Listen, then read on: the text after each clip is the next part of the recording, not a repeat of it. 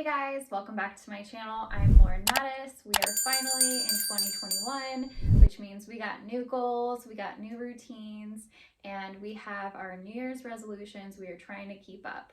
My New Year's resolution is to be better about keeping track of my personal finances.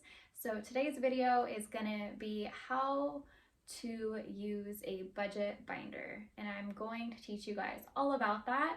But before I do, I need to ask you guys 3 questions. The first question is, do you want to be better about tracking your own personal finances?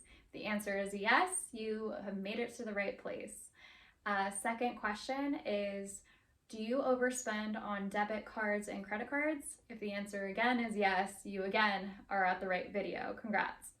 And the last question is, how would you like to track your budget? Would you like to track it monthly, weekly, or bi-weekly? You need to decide that now because we're going to be doing this budget binder based on only cash. So we aren't going to be using debit or credit cards, and you need to be able to pull out all the money you need to separate it into this binder. So figure out now, again, if your budget is going to be based on monthly tracking system, a weekly tracking system, or a bi-weekly tracking system.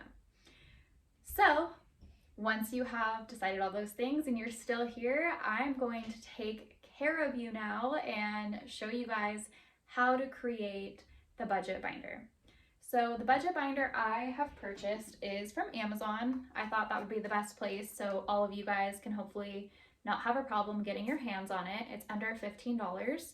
I like that it is a perfect size. It's like the size of a dollar bill, which again, money will be going inside of this. So make sure wherever you store this, it is in a nice, safe place.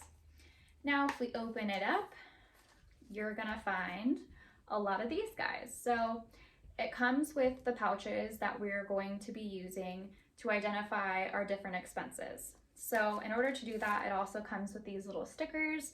I personally decided not to use the stickers and just put Sharpie and named the different pouches with my different expenses. Again, expenses and names of expenses are gonna be different for everybody, but this is just an example of what I did, and hopefully it helps you guys stay on budget and, save for retirement, save for any big purchases like a house or a car you may want in the future. Whatever your goals may be, this will definitely help you guys because you will see the cash leaving your hand versus just swiping your card and, it's just going out in the universe. You're not tracking it. You don't know where your money is going. This way, I promise you guys, you will know. Let me show you how I created my budget binder. So it's nice too because it has a place here you can put a pen. So if you want to write anything down or make notes, it has little slots here, you can add those in.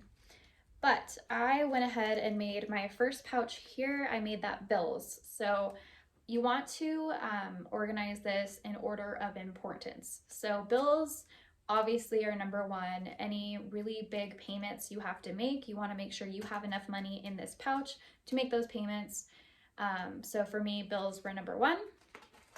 Number two is gas. I can't go anywhere in my car without gas. And I, for some reason, always wait till the last minute to fill up my gas tank, and I don't want to do that anymore. So gas is another important one. I want to make sure I have my money in that pouch. Groceries is another one. I tend to overspend, especially if I step foot in Trader Joe's.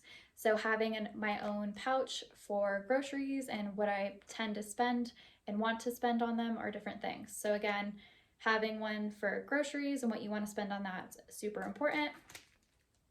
This is a little personal to me. This says date night. I just want to make more time to spend with my boyfriend and make sure I'm saving up for those special dates we have together and not be blowing too much money on one date night. So that's why I created this pouch. And then I have a clothing / makeup. This is my super weak point. I tend to always overspend in this area. So it was very important that I made a pouch specifically for this to make sure I do not overspend per month. And then the last pouch I have here, it says play.